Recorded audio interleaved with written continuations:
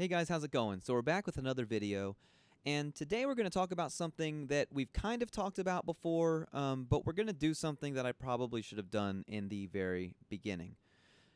I got a lot of flack from people about what I thought about this Fender standard Stratocaster, the one that's made in Indonesia in the Core-Tech factory.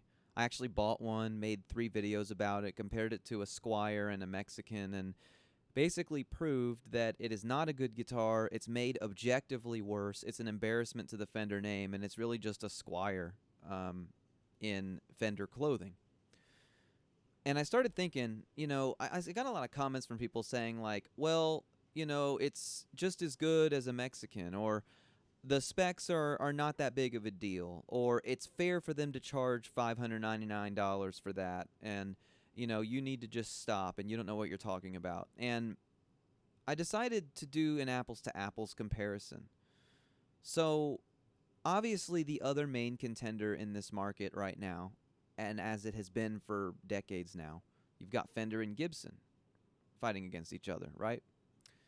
And that goes for basically all tiers. You've got the super entry-level stuff, and then you've got the ultra-premium mod shop, custom shop stuff, right? And this spot that the standard Strat is trying to fill is a really weird place in the market. And I think Fender is doing it absolutely the wrong way. So let's go ahead and take a look at some stuff here. So I have here on the screen, this is the standard Stratocaster, Fender's website, $599.99. And again, just like they did with the one we looked at last week, $54.15 a month or 0% APR with shop pay. Because, it doesn't matter what the specs are. $599 is so expensive, but don't you worry. We're going to make sure that you can avoid the sticker shock by compartmentalizing your expenses monthly so that you buy something that maybe you shouldn't buy. I mean, if you look at the statistics for people who finance things like this, they're not good. Now, that's not to say anything negative about any of you who finance anything. I mean, I finance things sometimes. But my point is that if you can't afford this and you buy it on this monthly payment, if anything in your budget goes wrong, you're screwed. And shame on Fender for enabling that sort of behavior. There are certain things that you probably should finance, like a vehicle. Let's say that you must have a vehicle to get to work, and you just don't have $2,000, $3,000, $4,000 to buy a car, and you have to finance it. That's fair, that's fine. I'm not going to sit here and give you a financial lecture. All I'm going to say is that this is predatory by Fender, and shame on them for doing this. $599.99, and as we discussed already, this guitar makes a lot of concessions. It's got a very light body. I believe it's poplar, and it's like 8 pieces of poplar, as I showed in my video. The trim is a 2-point trim. The block wasn't even installed correctly on my unit. It is a full-size zinc block, as you can see in this picture here. But mine, anyway, was not installed properly, so my bridge was actually at an angle. It would not stay in tune no matter what out of the box. I set it up the best I could, and it still wouldn't stay in tune. The fretwork was not very good. I couldn't get the action very low on it because the frets were all over the place. The height varied. You had some frets popping out. The fret ends weren't good. You had your regular sealed tuners as well. You do have a black Fender logo on here. And you have, I think they're full-size pots. I've slept since then. Full-size pots and just generic Squier fair single coil pickups. You don't get stamped saddles like you would on a real Fender. And you have an Indian Laurel fingerboard. And they're charging you $599.99. Now, in a vacuum, if this were called like the Squier Supreme or the Squier Plus or the Squier Pro or something like that, I might think it's kind of cool, Now, like I said before, though, it is objectively not a good guitar. It is a bad guitar. It does not play well. It doesn't sound good. The QC is terrible. The construction isn't good. But it would be more forgivable. I wouldn't have judged it nearly as harshly if it didn't lie about what it is. I mean, this is made in the Squier factory, and they're calling it a Fender. So that's not acceptable to me. There's a better way to do this. And Gibson is doing it the better way. Here you go. What does that look like to you? Oh, but the Fender looks like a look like a Strat, and this just looks like a Les Paul. But here's the difference, okay? I'm going to ask you a question now, and then we're going to go through the specs, and I'm going to ask you the question again at the end. What concessions did Gibson make on this Les Paul to make it cheaper and worse than a Gibson Les Paul? That's the question I want to ask you first. We'll get into the rest of it in a minute. Go ahead and answer it to yourself. Start writing an angry comment, whatever you want to do. Take a look at it. Okay? Let's go to the specs. All right. So it's got a mahogany body with a maple cap, a AAA flame maple veneer. Boo, but that's okay. Even some Gibsons have that. Mahogany neck with a long tenon and a 59 rounded C profile. A bound Laurel vomit. There's your asterisk. Laurel fretboard with 22 medium jumbo frets. Epiphone ProBucker humbucking pickups wired to CTS pots, and a premium gig bag is included. It's glued in, it's set, it's long tenon, so it's got really good sustain. It has a Graphtec nut. Wasn't Fender charging extra on their Player 2 modified because it had a Tusk nut? Look, they're giving you a Graphtec nut on the entry-level model, Gibson is. 12-inch radius. It's got a wonderful rounded C neck. Now, I'm kind of mad, though, because it's a standard 50s, but it has a 59 neck. That's bullshit, Gibson. That's not okay. The standard 50s has a chunky 50s neck. They should have called this a Les Paul Standard 59 if they're going to give you a 59 neck. That's not cool at all. And neither is the Laurel. That's kind of stupid. Look at the hardware real quick. We have Epiphone Vintage Deluxe tuners. I love the look of them. You can see them right there. They're not quite Gibson. The Gibson ones have like the tulip heads. This is like something, it's like it's inspired by those, which this isn't inspired by Gibson model, I guess. Let's see. It's got the 2-ply truss rod cover. What else?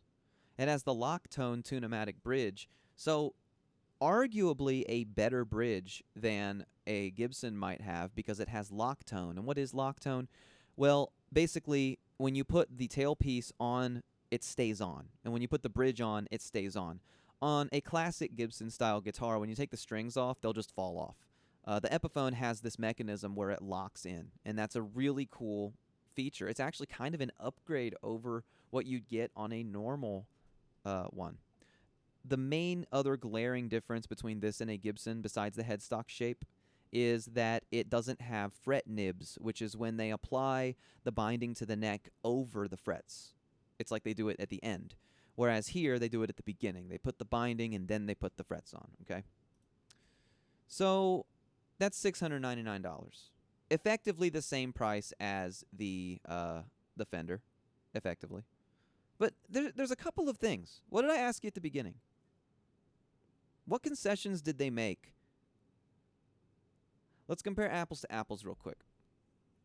Fender's got a Mexican Strat that they're charging about $800 for. They got an American Strat that retails for $1,400. And then they made this import version for $600. All of them say Fender on the headstock. They have a brand named Squier, which is supposed to be the import entry-level brand. But they decided to use the Fender name on the Mexican and on the Asian imports. Now, the Mexican ship sailed 20, 30 years ago, so we don't need to talk about that. But this one, I'm still going to, it sticks in my craw a little bit. Because they're charging you $599 for a guitar. Let's talk about concessions. Okay? It's got a Laurel fingerboard. It's got underwhelming pickups. It has a vastly inferior bridge and trem system. It has vastly inferior saddles. And the quality control is abhorrent. And they call it a Fender. That matters. And they're charging you $599. Let's go to this one. You don't have the fret nibs. You have a Laurel fingerboard. What else? You don't get nitro paint. All right, let's give it that. What else? I'm waiting. The fact that they can make this guitar and sell it for $699 is proof that Fender has no idea what the hell they're doing. You know the other major glaring difference between these two products? What does this say on the headstock? Because Gibson knows that they have a heritage to protect.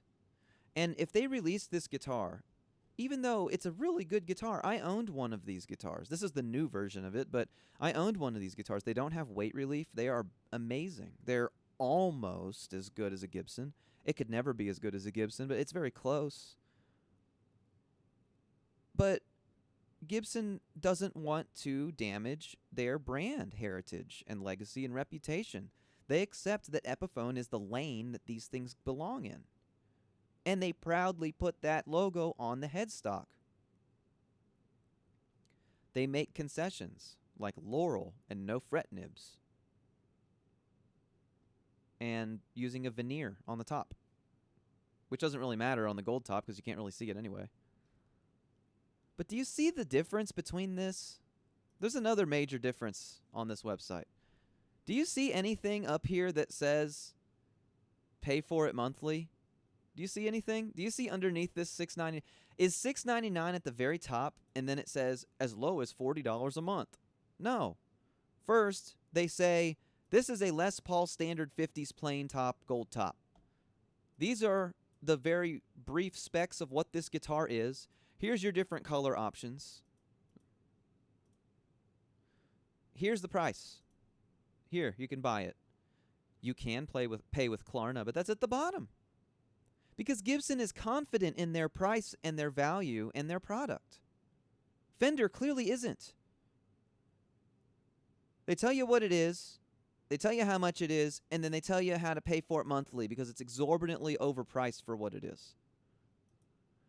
I don't want to hear, but Epiphones cost $1,000 now, one more time. Because this guitar right here, this red one in particular, I like that. My Gibson Les Paul Standard is this color. $6.99? That makes this at $5.99 unforgivable. The other thing that we need to talk about is construction, right? Fenders were created to be modular and easy to assemble on an assembly line. You can have a mismatched body, a mismatched neck, mismatched everything, and you can just throw it all together. I mean, hell, in the 70s, that's what Fender lived and died by. That's why so many 70s Fenders are in the trash, because they were trash. They just took the bodies they had the necks they had, the pickups they had, they threw them all together and just got them out the door. They did the best they could. But Leo Fender wanted to make it to where it was an affordable guitar for people, and he made it in a modular fashion to achieve that goal, make it cheaper to manufacture, easier to manufacture, and more affordable for people to buy. Gibson guitars have always cost more to produce because you're talking about a big piece of mahogany, a big long piece of mahogany, and a maple cap, putting those pieces together, gluing the neck in, and then working on the electronics. That takes more time. It costs more money. That's why Gibsons are more expensive than Fenders, generally speaking. But then, when you get down to the import level stuff, fundamentally, there's nothing different about this than a Gibson, other than the nitro finish. The pickups will be better on the Gibson. You're going to have the fret nibs and the nice aesthetic touches there. And you're going to have rosewood. But the construction is still a factor more expensive than a Fender construction. These are basically Squier bodies and necks with Fender logos on them. And they're charging the same price, effectively, as something like this that's more constructed than manufactured. It's more of an artisan piece than something that was put together like a Lego kit. Now, I'm not dogging on Fender at all. I love Fender. I think Fender is wonderful. I love their heritage. My favorite guitars are my 79 Strat, my 75 Mustang. I love those guitars. They're special to me. They're modular. You can upgrade them and mod them easily. They're great guitars. So I don't have anything against that. But when you get down to brass tacks and you look at the facts that they're going to charge you almost the same for something that costs like half to make, that's just unforgivable. And I don't want to hear it anymore. All the corners that Fender cut on this proved to me that this was all about putting Fender on the headstock. It was not about providing a value instrument to people. I mean, for that matter, you could buy a classic Vibe, sand off the logo, and put Fender on it, and yours would probably be more honest than theirs because you actually put care into making it for yourself. It's unforgivable by Fender. I still can't believe this, and I'm not trying to beat a dead horse. I'm trying to draw a direct comparison because when you can get this for $699, there's no excuse. There's no excuse at all, and there's really nothing that Fender can say to defend this in my opinion. There's no way. I encourage you all, if you haven't tried these, even the ones from like 2020 onward, the standard 50s or standard 60s Epiphones, they are amazing guitars. You can get them for like $350 or less now used. They're solid. There's no weight relief. And they resonate for days. They got the long neck tenon, and they just sound amazing. I bought my Gibson Les Paul Standard because of how good my Epiphone was, which means it worked. And that's the thing Fender will never understand. Gibson knows that if they can make an entry-level instrument that's good, it will bring you back to them to spend $2,000 or $3,000. Fender, they don't give a shit. They just want you to buy their cheapest one, put it in the closet, and give up. They don't care about you. They don't care about you staying in their veins. They don't care about you staying in their pipeline. They don't care about you loving your Squier so much that you want to go buy a Fender. They used to. When I was growing up, the Squier that I had was actually made decently. It was made better than the ones today. And when I was ready to buy a real guitar, and I say real because as a kid, you don't think Squier is real. You're an adult now watching this. You might think Squier is real, and you're probably not wrong, but so that's what I said real for. I wanted a real guitar. I bought a Fender because I liked my Squier. If you are going to stand by a product like this, who the hell is going to play this and say, man, I'm ready for a real guitar. I want to buy another one that has the exact same logo on the headstock, that looks exactly the same, and only has... and the one I have that has that name on the headstock isn't very good. They don't get it. They've lost the plot. They don't care about you at all.